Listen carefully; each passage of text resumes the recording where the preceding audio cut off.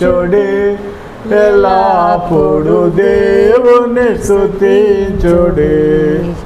ఆయన పరిశుద్ధ ఆలయమందు, ఆయన సన్నిధిలో,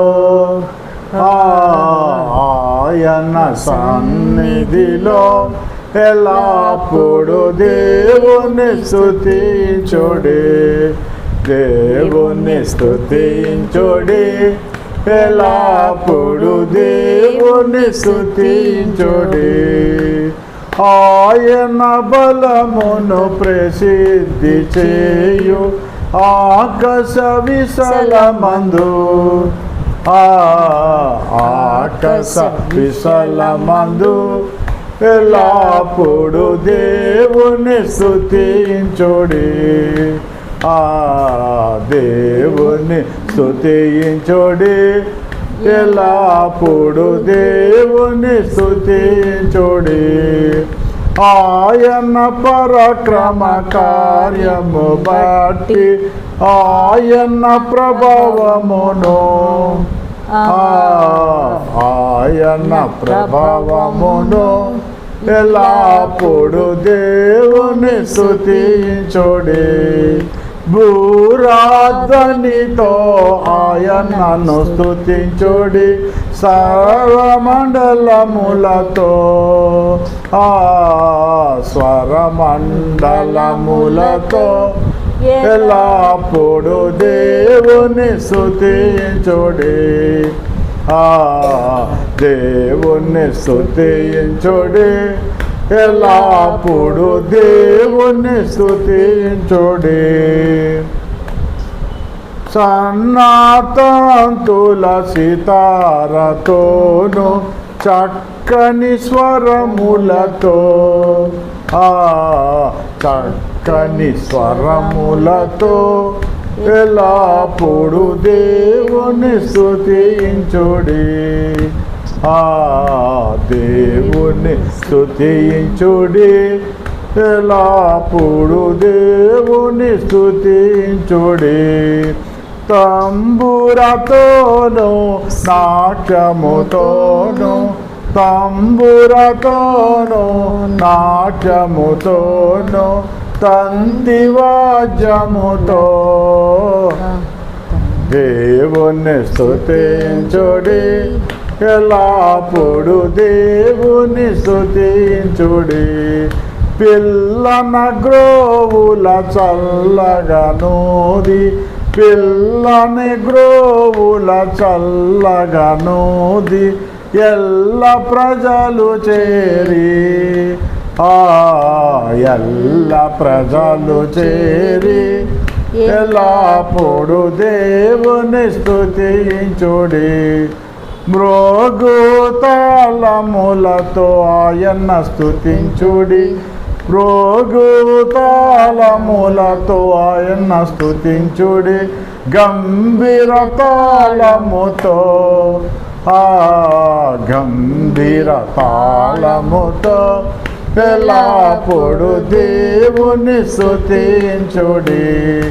సకల ప్రాణులు యెహోవాను స్తుతించుడి, సకల ప్రాణులు యెహోవాను స్తుతించుడి. హల్లెలూయా ఆమేన్, హల్లెలూయా ఆమేన్.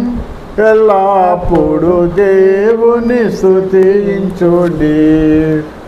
మమ్మల్ని మిక్కిలిగా ప్రేమించిన మా పరలోకపు తండ్రి, గడిచిన కాలమంతా మీ ఉచిత కృప కనికరాలను బట్టి మమ్మల్ని కాపాడావు, మీకు వందనములు చెల్లిస్తున్నాము. కుటుంబంతో ఈ లోకములో జీవించడానికి మీరు ఇచ్చినటువంటి ఆధిక్యతకై వందనములు, స్తోత్రములు. సర్వ ఘనత మహిమ ప్రభావములు పరలోకములో ఉన్న తండ్రి మీకు మాత్రమే చెందునుగాక. ఓ పరిశుద్ధాత్ముడా మీకు వందనములు, ఓ ఏ దేవుని కుమారుడా యేసయ్యా మీకు వందనములు, ఓ పరలోకపు తండ్రి వందనములు. మమ్మల్ని దీవించి ఆశీర్వదించు నాయన. ఇన్ని సంవత్సరములు మేము ఆయుష్తో ఉంటున్నామంటే మీ కృప నాయన.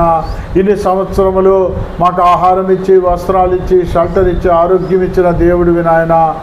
ఇదిగో లైవ్లోని ఎంతమంది చూస్తున్నారో, ఎన్ని కుటుంబాలు వీక్షిస్తున్నాయో వారి కుటుంబాలకి మేలు, శాంతి, సమాధానం అనుగ్రహించమని వేడుకుంటున్నాం తండ్రి. వారి పరలోకం నుంచి వారికి ఈవులు అనుగ్రహించమని వేడుకుంటున్నాం తండ్రి. మీరు దాచి ఉంచిన దీవెనలతో నింపమని వేడుకుంటున్నాము తండ్రి. నాయన స్తోత్రములు.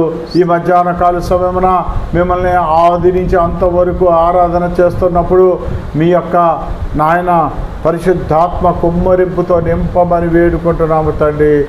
మా భవిష్యత్ అంతా మీ పాదముల దగ్గర పెడుతున్నాం తండ్రి. మిమ్మల్ని మీరు మహిమపరచుకోమని మీ ప్రియ కుమారుడైన యేసు క్రీస్తు నామము పేరట అడుగుచున్నాము తండ్రి. ఆమేన్. మత్తయి సువార్త 5వ అధ్యాయము 8వ వచనం.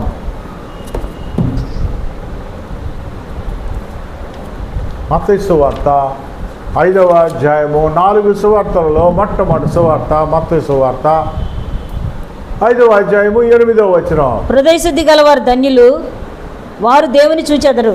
హృదయ శుద్ధి గలవారు ధన్యులు, వారు దేవుని చూచెదరు.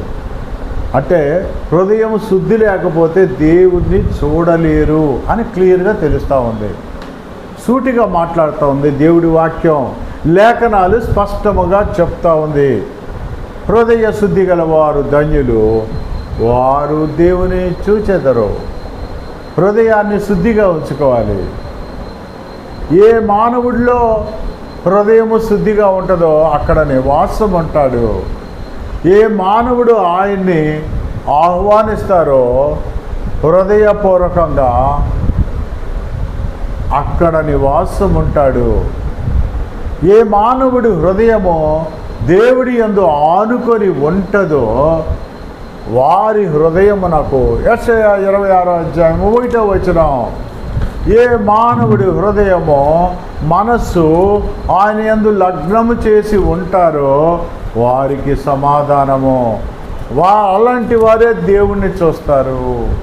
అలాంటి వారే ఆయన్ని విశ్వసించారు అని వాక్యము లేఖనాలు చెప్తా ఉన్నాయి. ఎవరి మనసు నీ మీద ఆనుకొనునో, ఎవరి మనసు నీ మీద ఆనుకొనునో వానిని నీవు పూర్ణ శాంతి గలవానుగా కాపాడుదువు. వానిని పూర్ణ శాంతి పరునుగా కాపాడుతున్నావు. ఎందుకంటే అతను అతడు నీ యందు విశ్వాసం ఉంచి ఉన్నాడు. అతడు నీ యందు విశ్వాసం ఉంచి ఉన్నాడు. చాలా మంది మాకు డబ్బు ఉంది, ధనవంతుడు అవుతున్నాడు, పేదవాడు లేనిది ఉన్నది కూడా తీసివేయబడతా ఉంది, ఇంకా పేదవాడు అయిపోతా ఉన్నాడు. కనుక చాలామంది సమాధానం లేదు.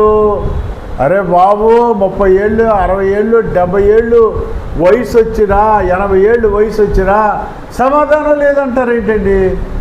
అంటే దేవుణ్ణి ఆనుకోవట్లా. ఎవరి మనసు దేవుని యందు ఆనుకొని ఉంటుందో వారికి పూర్ణ శాంతి పరులుగా చేస్తాను అంటున్నాడు. ఎవరు హృదయము శుద్ధిగా ఉంటుందో వారే దేవుణ్ణి చూస్తారు. హృదయము శుద్ధిగా లేకపోతే దేవుణ్ణి చూడలేరు.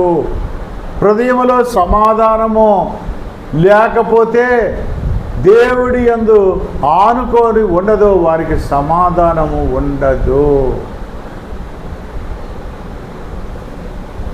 ఈ హృదయము శుద్ధి కావాలంటే అందుకనే ఏం చేస్తారు? మీరు క్రమము తప్పకుండా దేవుడి బలలో పాల్గొనాలి. ఆయన ప్రభురాత్రి బలలో పాల్గొవాలి. ఆయన రొట్టె తినాలి, ఆయన శరీరము తినాలి, ఆయన రక్తము తాగాలి. అప్పుడు మన శరీరము, మన ఆత్మ, మన జీవము పరిశుద్ధపరచబడుతుంది. ఎప్పుడైతే అవన్నీ అలా జరుగుతుందో మన హృదయము శుద్ధిపరచబడతా ఉంటుంది. అందుకే చూడండి, అక్కడ ఎవరైతే అపవిత్రముగా ప్రభురాత్రి బల్లలో ప్రవేశిస్తారో, పాల్గొంటారో వారికి జబ్బులు వస్తున్నాయి అని రాయబడి ఉంది. వారికి 1 కొరింథీయులు 11వ అధ్యాయం 23వ వచనము. వారికి జబ్బులు ఎందుకు వస్తున్నాయి తెలుసా? వారు పవిత్రంగా ఉండట్లా. వారు పవిత్రంగా ఉండాలంటే, వారు పవిత్రంగా అది తీసుకోవాలంటే దేవుడు ఏం చెప్తున్నాడంటే, కాబట్టి ఎవడు అయోగ్యముగా ప్రభు యొక్క రొట్టె తినును, ప్రభువు యొక్క రొట్టె తినును, లేక ఆయన పాత్రలోని త్రాగును, లేక ఆయన పాత్రలోని తాగును, వాడు ప్రభు యొక్క శరీరమును గూర్చి, వాడు ప్రభు యొక్క శరీరము. నన్ను నేను చాలాసార్లు వాడు వీడు అంటుంటాను వాక్యం చెప్పేటప్పుడు.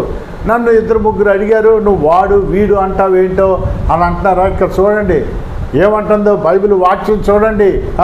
వాడు ప్రభు యొక్క శరీరమును గూర్చి రక్తమును గూర్చి అపరాధియగును. కాబట్టి ప్రతి మనుషుడు తన్ను తాను పరీక్షించుకోవాలి. అంటే ఏంటయ్యా పరీక్షించుకునేది చెప్తాను చూడండి. ప్రభురాత్రి బల్ల దగ్గరికి వెళ్ళేసరికి ఫస్ట్ ముందు దేవుని సన్నిధికి వెళ్ళేటప్పటికి ప్రసంగి 5వ అధ్యాయం 1వ వచనం, నీవు దేవాలయమునకు వెళ్ళినప్పుడు నీ యొక్క ప్రవర్తనను సరిగా చూసుకోవాలి. ఫస్ట్ దేవాలయంకి వెళ్ళేటప్పుడే నీ ప్రవర్తన సరిగా చూసుకోవాలి. నీవు దేవుని మందిరమునకు పోవచ్చున్నప్పుడు నీ ప్రవర్తన జాగ్రత్తగా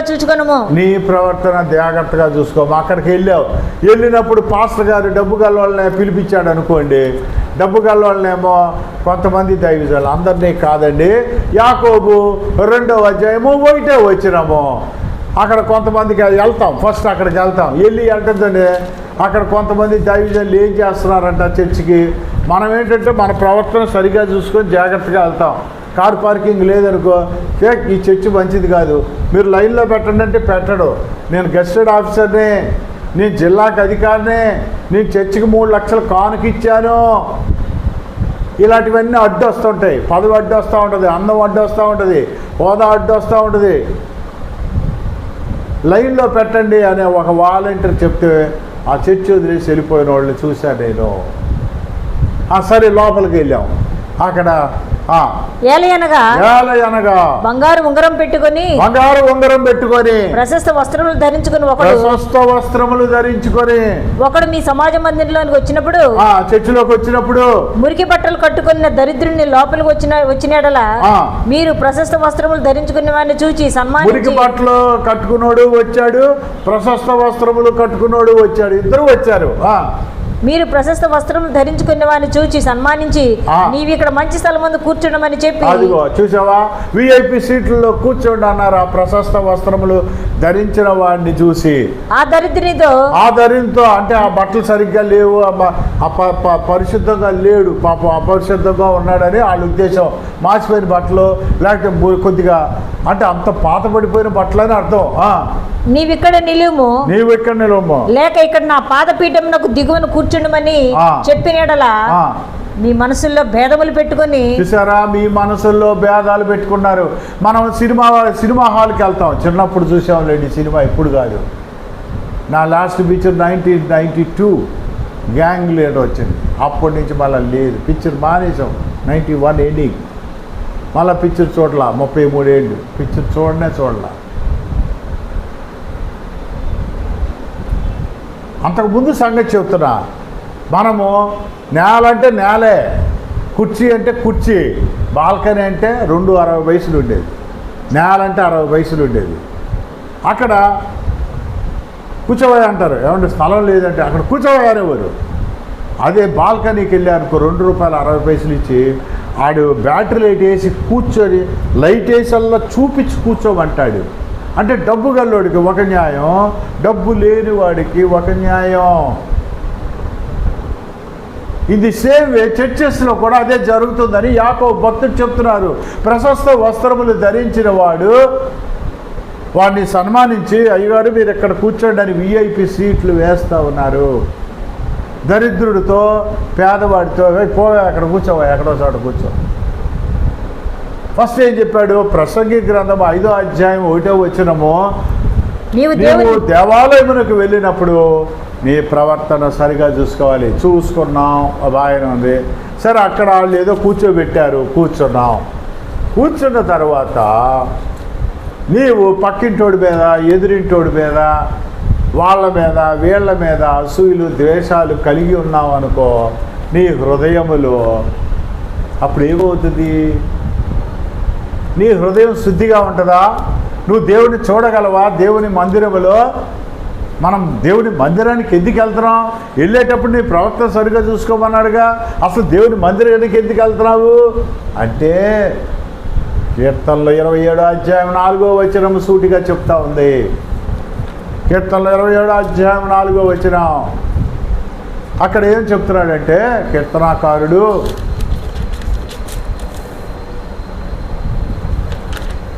కీర్తనలు 27:4 తీయాలి గబగబా.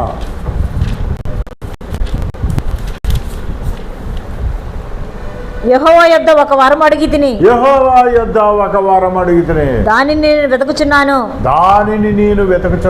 యెహోవా ప్రసన్నతను చూచుటకును. హల్లెలూయా. దేవుని చర్చికి ఎందుకు వెళ్తారంటే దేవుని ప్రసన్నత చూచుటకు, ఆయన ఆలయంలో ధ్యానించుటకును. ఆయన ఆలయములో ధ్యానించుటకు నా జీవితకాలమంతయు నేను యెహోవా మందిరంలో నివసింపగోరుచున్నాను. ఫస్ట్ దేవాలయంకి వెళ్ళేటప్పుడు మన ప్రవర్తన సరిగా చూసుకోవాలి. పోనీ అక్కడున్న వాళ్ళు ప్రవర్తన సరిగా బాగలేదు అనుకో, డబ్బు గలోళ్ళు వాళ్ళు సన్మానించి మనల్ని పట్టించుకోలేదు, అయినా నువ్వు లోపలికి వెళ్ళి కూర్చో. ఎందుకు వెళ్తున్నావు చర్చికి? దేవుడు ప్రసన్నత పొందుటకు. నువ్వు వాళ్ళని చూస్తానికి వెళ్ళకూడదు. ఒక రోజు నేను చర్చిలో కూర్చున్నా, నా పక్కన యవనస్తుడు ఉన్నాడు. ఒరే నువ్వు ఎందుకు వచ్చావురా బాబు ఈ చర్చి కన్నా? వాడికి 18 years to 21 years ఉంటాయి. ఇక్కడ యవనస్తులు స్త్రీలు బాగా వస్తారండి. చూసారా ఎంత అంటే దారుణమైన సమాజము ఎలా ఉందంటే తగలగా నాకే తగులుతారు అలాంటి వాళ్ళు. లేదా నేను అలా ఆలోచన చేస్తున్నానా? కాదు, నేను సూటిగా అడుగుతున్నా. ఒరే బాబు నువ్వు అటు ఇటు దిక్కులు చూస్తున్నావు, నువ్వు దేవుడి వంక చూడట్లా, నువ్వు కుడికి కానీ వెడమక కానీ తిరుగక. యెహోషువ 1వ అధ్యాయంలో చెప్తా ఉంటాడు, యెహోషువ నువ్వు నీకు మోషేకి తోడున్నట్లుగా నేను నీకు తోడుంటాను, అయితే నువ్వు కుడికి కానీ వెడం కానీ తిరగొద్దు. దావీదు కిందకి చూసి పాడైపోయాడు. హల్లెలూయా. దావీదు కిందకి చూసి పాడైపోయాడు. అటు కుడికి కానీ వెడం కానీ తిరగవద్దు, ఆయన వైపే చూడాలి. చర్చికి వచ్చాక ప్రవర్తన సరిగా చూసుకోవాలి, మన ప్రవర్తన సరిగా చూసుకోవాలి. ఆయన ప్రసన్నత పొందుట కొరకు వస్తాము, ఆయన వాక్యమును జ్ఞానించుటకు వస్తాము. అప్పుడు నిర్మలముగా ఆయన తలకాయ వచ్చి నజరేయుడైన యేసుక్రీస్తు నామమున బంధిస్తున్నాను దయ్యమా, ఆరాధన పాడు చేస్తున్న దయ్యమా, నజరేయుడైన యేసుక్రీస్తు నామమున బంధిస్తున్నాను. దేవా వందనములు, స్తోత్రములు, స్తోత్రములు. హల్లెలూయా. దేవుడికి మహిమ కలుగును గాక, యేసయ్యకే మహిమ కలుగును గాక. ప్రతి వానికి ఒక ముళ్ళు ఉంటుంది, ఏదో ఒక ముళ్ళు. ఆ ముళ్ళు లేకపోతే దేవుడు ఉపశమ వ్యాధి ఇచ్చాడు దేవదాస్ అయ్య గారికి, అది లేకపోతే అది సేవ చేయలేడు. ఒక్కొక్క దైవజనుడికి భార్యే ముళ్ళు, ఒక్కొక్క దైవజనుడికి ఒక జబ్బు ముళ్ళు. పౌలుకి మరి కంటి జబ్బు అని కొంతమంది, కడుపు జబ్బు అని కొంతమంది అంటారు. అది లేకపోతే 3 సార్లు దేవుడిని అడుగుతాడు. ఆయన నీడబడే చచ్చిపోయిన వాళ్ళు లేచారే, మరి ఆయన జబ్బు తగ్గించుకోలేకపోతా ఉన్నాడు. 3 సార్లు అడిగితే నా కృప నీకు చాలు, my grace is sufficient for you, నా కృప నీకు చాలు. నీ శక్తి విహీనమైతే అక్కడ శక్తి ఫుల్ఫిల్ అవుతూ ఉంటుంది, భయపడద్దు పౌలు అని చెప్తా ఉన్నాడు. మన ప్రవర్తన సరిగా చూసుకోవాలి, అక్కడికి వెళ్ళి ప్రశాంతంగా కూర్చోవాలి, కుడికి కానీ వెడం కానీ చూడకూడదు. దైవజనుడు ఏ వాక్యం చెప్తున్నాడో దాని మీదే ఉండాలి. ఆ గంటల ప్రకాష్ అయ్య గారు చచ్చిపోయాడు నిన్న, దేవుడి యందు నిద్రించారు. ముక్కు సూటిగా చెప్తాడు వాక్యం, వెలిగింపబడతారు, అగ్నిలో కాల్చినట్టుగా ఉంటుంది వాక్యాలు. ఎంత చక్కటి పదజాలము, ఎన్నో పదాలు నేర్చుకోవాలనిపిస్తుంది ఆయన చెప్తా ఉంటాయి విని. హల్లెలూయా. అలాంటి దైవజనులు వెళ్ళిపోతూ ఉన్నారు. ప్రవీణ్ పాస్టర్ గారు వెళ్ళిపోయారు, ఎంతోమంది యేసన్న గారు ఆ దేవుని దగ్గరికి వెళ్ళిపోయారు. మన సమయం ఎప్పుడు, ఆయన ఎప్పుడు చెప్తే అప్పుడే. హల్లెలూయా, దేవుడికి మహిమ కలుగును గాక. అక్కడికి వచ్చిన వాడు అటు ఇటు చూస్తున్నాడు. ఏంటంటే అక్కడ ఆడోళ్ళు వస్తారంట, యవనస్తులు. అందుక వచ్చేది చర్చికి. నేటి సమాజం అలాగుంది. కనుక దేవాలయముకు వెళ్ళినప్పుడు ఆయన శరీరము, ఆయన రక్తము తాగి తినేటప్పుడు మనము ఏమి చేయాలి అంటే, హృదయం శుద్ధిగా ఉండాలంటే ఫస్ట్ మనం మన ఉతికిన వస్త్రాలు, కొత్త బట్టలు వేసుకోవాలన్నాడు ఓ పాస్టర్ గారు. అక్కర్లా, ఉతికిన బట్టలు వేసుకుంటే చాలు. ఉతికిన వస్త్రాలు వేసుకుంటే చాలు. నువ్వు కమ్యూని తీసుకునేటప్పుడు, ప్రభురాత్రి బల్ల దగ్గరికి వచ్చేటప్పుడు ఉతికిన వస్త్రములు ఫస్ట్ పాయింట్. 2, శరీర శుద్ధి. తల నుంచి అరిపాదం వరకు స్నానం చేయాలి. తర్వాత వస్త్రశుద్ధి, శరీర శుద్ధి, వస్త్రశుద్ధి. తర్వాత ఆత్మశుద్ధి. వాళ్ళ మీద వీళ్ళ మీద లేనిపోయినవి, మరి అసూయలు, ద్వేషాలు, కుళ్ళు, కల్మషాలు, మరి అవేవి లేకుండా ఆత్మలో కపటము లేనివాడు ధన్యుడు. ఆత్మలో కపటం లేకుండా చూసుకోవాలి. ఒకవేళ కపటం ఉందనుకో, మనం ఏమైనా మనుషులకు కదా, మనం రాణులు కాదు కదా, మనం క్షమాపణ దేవుణ్ణి అడుక్కోవాలి. శరీర శుద్ధి, వస్త్రశుద్ధి, ఆత్మశుద్ధి. ఇంకా ఓపిక ఉంటే దేవాలయంకి వెళ్ళినప్పుడు ఏమంటే ఉదర శుద్ధి. ఏమి తినకుండా వెళ్తే చాలా మంచిది. ఈ శుద్ధులన్నీ, ఈ 4 శుద్ధులు చేసి ఆయన రక్తము తాగి, ఆయన శరీరము తిని, ఆయన రక్తము తాగితే మనము ఆయన మనలో ఉంటాడు. అందుకే అప్పుడు నీ జీవము క్రీస్తు యందు దాచబడుతుంది. లేదంటే సాతానికి అవకాశం ఇచ్చి అది ఎరగొట్టుద్ది. అందుకే జబ్బులు వస్తాయి అంటున్నాడు. అపవిత్రంగా తీసుకుంటే జబ్బులు వస్తాయి. 1 కొరింథీయులు 11వ అధ్యాయంలో ఇందాక చదువుకున్నాం. జబ్బులు వస్తాయి. ప్రభు శరీరం వివేచింపక తిని త్రాగువాడు, ప్రభు శరీరము వివేచింపక తిని త్రాగువాడు తనకు శిక్షావిధి కలుగుటకే తిని త్రాగుచున్నాడు. ఇందువలననే మీలో అనేకులు బలహీనులు రోగులై ఉన్నారు. జబ్బులు వచ్చేస్తున్నాయి. అయితే చాలా మంది నిద్రించుచున్నారు. చాలా మంది చచ్చిపోతున్నారట. హల్లెలూయా, చచ్చిపోతున్నారట. ఇంకో మాట చెప్పరా,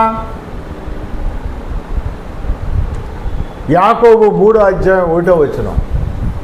ఇది ప్రతి ఒక్కడికి జబ్బులు ఎందుకు వస్తున్నాయంటే దీంట్లో ఎంత గొప్ప మర్మం ఉందో. మీరు బోధకులు కాకుండా ఉండుడి. 2వ వచనం, యాకోబు కొత్త నిబంధనలో యాకోబు 2వ అధ్యాయం 2వ వచనం. 3వ అధ్యాయం 2వ వచనం.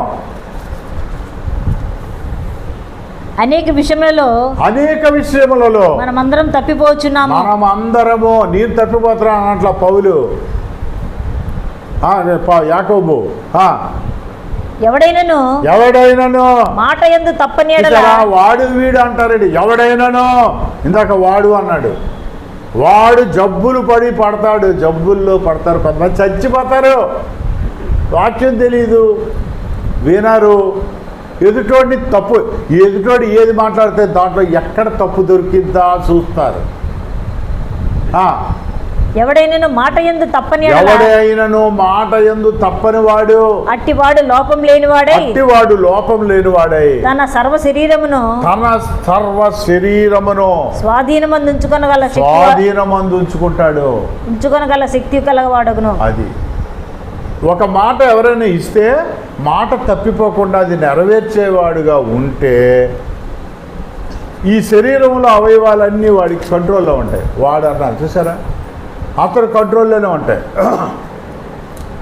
ఇంకా నా శరీరంలో నా గుండె పని చేయట్లేదు, గుండె నా మాట విను అని అంటే అది నా మాట వింటది. మనం మాట తప్పనప్పుడు అది లెక్క. దేవుడికి మహిమ కలుగును గాక.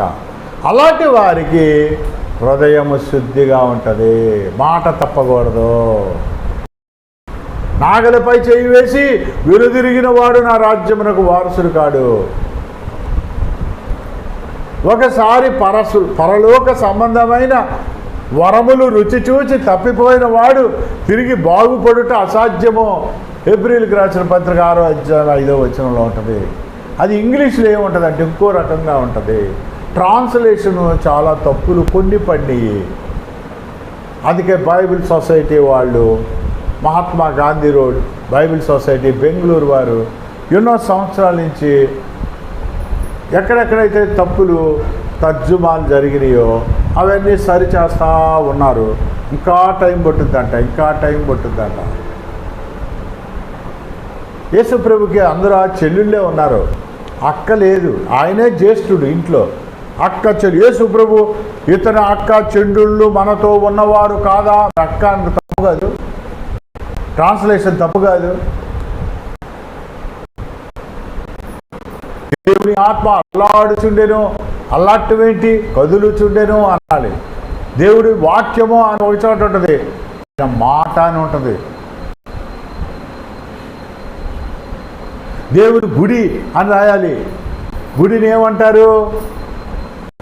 కోవెల అని రాయాలి. పక్క తెలుగు మాట కోవెల. ఓ చోట మాట అంటాడు, ఓ చోట వాక్యము అంటాడు. ఒక చోట మాట అంటాడు, ఒక చోట వాక్యము అంటాడు. మాట అన్నా వాక్యం అన్నా ఒకటే. వాక్యము పెద్ద సెంటెన్స్లా ఉంటుంది, మాట అంటే కొన్ని పదాలతో ఉంటుంది అని అనుకుంటున్నారా? ఒకటే మీనింగు.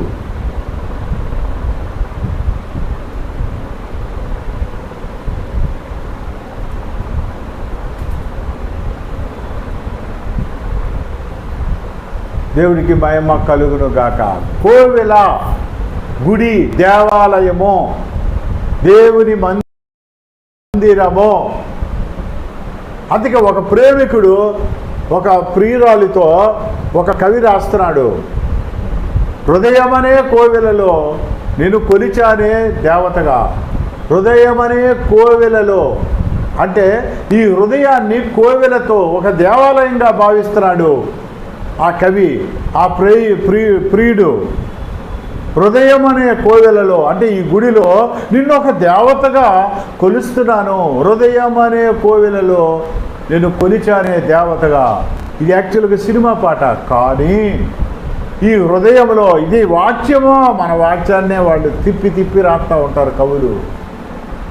అందుకనే బైబిలు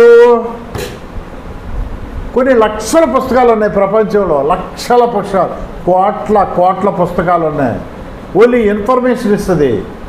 కానీ బైబిలు ట్రాన్స్ఫర్మేషను, మార్పు చెందేటట్లు చేస్తుంది. బైబిల్లో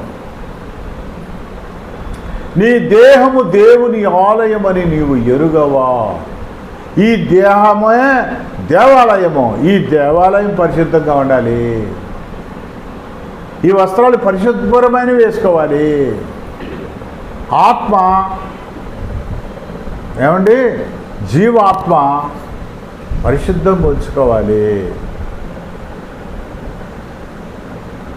అయితే జీవము అంటే ప్రాణము. తల నుంచి అరిపాదం వరకు ప్రాణం ఎక్కడుంటుంది? గుండె చూపిస్తారు చాలామంది, కొంతమంది ఇలా చెప్తూ ఉంటారు. కానీ కాదు, రక్తములో ఉంటుంది ప్రాణము. రక్తము, ప్రాణము. రక్తాన్ని కింద కాళ్ళ కింద బొక్కబెట్టి కంతబెట్టి రక్తాన్ని తీసేసామనుకోండి, మనిషి చనిపోతాడు. అంటే రక్తములో ఉంది ప్రాణము. అందుకే పాత నిబంధన ఏం చెప్పిందంటే, పాపం పోవాలంటే రక్త ప్రోక్షణ అవశ్యం అని సాధారణముగా చెప్పవచ్చును కదా, నిర్గమకాండంలో ఉంటుంది. అదే హెబ్రీల్లో కూడా పౌలు చెప్తాడు. పేతురు అంటాడు, పౌలు రాసిన పుస్తకాలు కొన్ని అర్థము చేసుకున్నట కష్టతరముగా ఉన్నవని పేతురు రాస్తాడు. కనుక శరీర శుద్ధి, వస్త్రశుద్ధి, ఆత్మశుద్ధి, ఉదర శుద్ధితో ఆయన శరీరము తిని ఆయన రక్తము తాగితే మన హృదయము శుద్ధిగా ఉంటుంది. ఆయన వచ్చి నివాసం ఉంటాడు. అప్పుడు మనము ఆయన్ని చూస్తాం. అప్పుడు మన హృదయం శుద్ధిగా ఉంటుంది. హృదయ శుద్ధి గలవారు ధన్యులు, వారు దేవుని చూచెదరు. మత్తయి సువార్త 5:8 ఎవరు దేవుని చూస్తారు? మోషే చూశాడు, కానీ వెనక భాగం చూశాడు. దేవుడికి వెనక భాగం చూశాడు. ఈ ప్రపంచంలో ఎవరు చూడలా. చాలా చోట్ల అనుమానం వస్తుంది.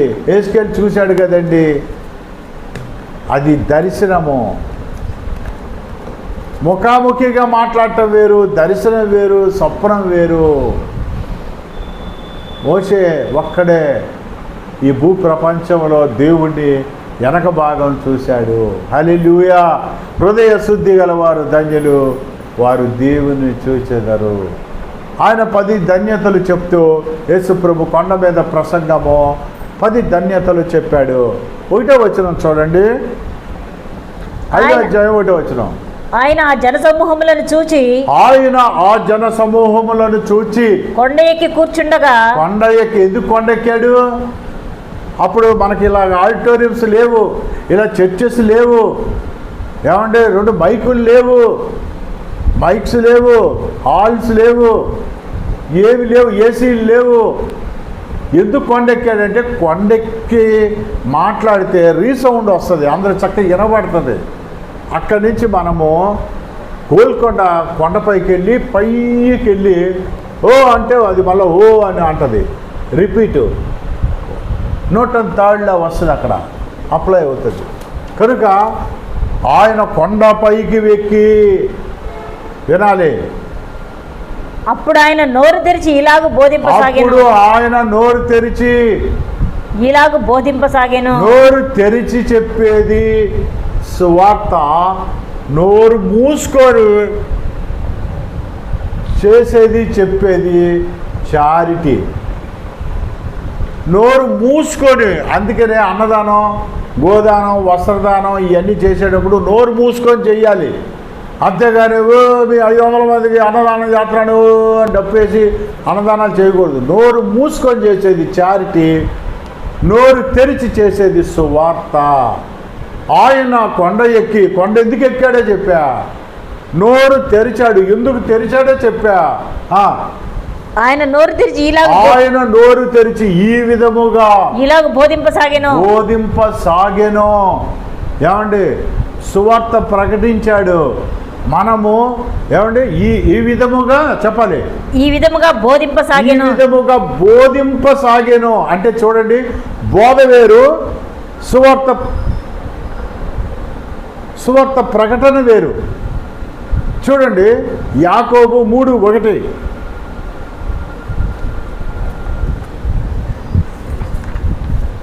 యాకోబు 3:1. నా సహోదరులారా బోధకులమైన మనము మరి కఠినమైన తీర్పు పొందుదమని తెలుసుకుని మీలో అనేకులు బోధకులు కాకుండా. అంటే అర్థం ఏంటంటే బోధకులు కావద్దు అంటున్నాడు, సువార్థికులు కమ్మంటున్నాడు పౌలు. బోధకుడు చూడండి, సువార్థికుడు అంటే యేసుప్రభు పుట్టాడు, యేసుప్రభు చనిపోయాడు, యేసుప్రభు తిరిగి లేచాడు, ఇదే సువార్త. అయితే ఇది ఏంటంటే ఇది సువార్త, మనల్ని సువార్త ప్రకటించమన్నాడు. సేవ చెయ్యమని ఎలా చెయ్యాలో చెప్పలా, ప్రార్థన ఎలా చేయాలో చెప్పాడు యేసుప్రభు. మనల్ని బోధకులుగా ఉండమల్లా, సువార్థికులుగా ఉండమన్నాడు. యేసుప్రభు చేసేది బోధ, కొండపైన ప్రసంగం బోధ, సువార్త కాదేది. అందుకనే ఆయన కొండ మీదకి ఎందుకు ఎక్కాడు? అందరికి వినబడాలని. నెక్స్ట్ చదవండి, మత్తయి సువార్త 5:1. అప్పుడు ఆయన నోరు తెరిచాడు. నోరు తెరిచి చేసేదేమో బోధ, నోరు మూసుకొని చేసేది చారిటీ. బోధకులకి సువార్తకులకి తేడా కూడా చెప్పాను. చెప్పండి. ఆత్మ విషయమై దీనిలో అక్కడ చెప్తా ఉన్నాడు యేసుప్రభు. ధన్యులు. దాంట్లో 5వ అధ్యాయము 8వ వచనము, హృదయ శుద్ధి గలవారు ధన్యులు, హృదయ శుద్ధి గలవారు ధన్యులు. వారు దేవుని చూచెదరు. అంతకు ముందు మరి బోధ చేయలేదా? చేశాడు, ప్రకటనలు చేశాడు. 4వ అధ్యాయంలో యేసుక్రీస్తు ప్రభులు వారు ప్రకటనలు చేశాడు మత్తయి సువార్తలో. 5వ అధ్యాయం నుంచి ఆయన బోధ చేయటం స్టార్ట్ చేశాడు. హల్లెలూయా, దేవుడికి మహిమ కలుగును గాక. హృదయ శుద్ధి గలవారు ధన్యులు, వారు దేవునిని చూచెదరు. మనం హృదయం శుద్ధిగా ఉంచుకోవాలి. పక్కింటోడు ఎడల, ఎదురింటోడు ఎడల, భార్య ఎడల, తల్లి ఎడల, పిల్లల ఎడల హృదయం శుద్ధిగా ఉంచుకోవాలి. అప్పుడు దేవుడు మనల్ని ధన్యులుగా చేస్తాడు. మనం దేవుడిని చూసే శక్తిని పొందుకుంటాం. ఎన్నోసార్లు ఆయన దర్శనములు, ఆయన చూసే భాగ్యం ఈ 38 ఏళ్ళలో ప్రభు నమ్ముకొని ఎన్నోసార్లు ఆ భాగ్యము కలిగింది. అందువల్లే నిలబడగలుగుతా ఉన్నాం. 30 ఏళ్ళకే 40 ఏళ్ళకే చచ్చిపోతున్నారు పిల్లలు. దేవుడికి వ్యతిరేకంగా జీవిస్తూ ఉన్నారు. దేవుడు చెప్పింది చేయట్లా. ఆయన నీతో చెప్పినది చేయుడని మరియమ్మ వాళ్ళ శిష్యులకు చెప్తా ఉంటుంది. బాణాలు నింపే చోట నీటితో బాణాలు నింపమని చెప్తాడు యేసు ప్రభు. ఆయన చెప్పేది మనం చెయ్యం. హృదయం శుద్ధిగా ఉంచుకోం. మనం హృదయం శుద్ధిగా ఉంచుకోవాలి. చర్చికి వెళ్ళేటప్పుడు మన ప్రవర్తన సరిగా చూసుకోవాలి. మనం సువార్తను ప్రకటించాలి, ప్రార్థన చేయాలి. ఎదుటివాడి గురించి, మన గురించి ఒకరికొకరు సమాధానంగా ఉండాలి, మాటిచ్చి తప్పిపోకుండా ఉండాలి. అప్పుడు దేవుడు మన హృదయాన్ని శుద్ధిగా ఉంచి కొన్ని పాయింట్లు చెప్పా. ఇది పెద్దది 30 పాయింట్ల దాకా ఉంటుంది. ఇది దేవుడి వాక్యమును దీవించను గాక. ఆమేన్. ప్రభువా, లైవ్లో చూస్తున్న ప్రతి బిడ్డను దీవించండి, ఆశ్రయించండి. వారి హృదయములు శుద్ధిగా, మా హృదయములు శుద్ధిగా ఉన్నట్లు సహాయం. మిమ్మల్ని చూసే భాగ్యము ఈ భూలోకంలో ప్రతి మానవుడికి దయచేయండి. మీరు వచ్చినప్పుడు మేము ఎదుర్కొనే ధైర్యము, మాకు విశ్వాసము దయచేయండి. మా క్రియలు మా వెంట వస్తాయని నిన్న రాత్రి మీరు మాట్లాడారు ప్రభు. మా క్రియలు మా వెంట వస్తాయని మీరు సెలవిచ్చారు. మా క్రియలు మీకు అంగీకార యోగ్యకరముగా ఉన్నట్లు సహాయం దయచేయండి. దీవించి ఆశ్రయించమని మీ ఏకైక కుమారుడు, అద్వితీయ కుమారుడు యేసుక్రీస్తు నామమున అడుగుచున్నాము తండ్రి. ఆమేన్.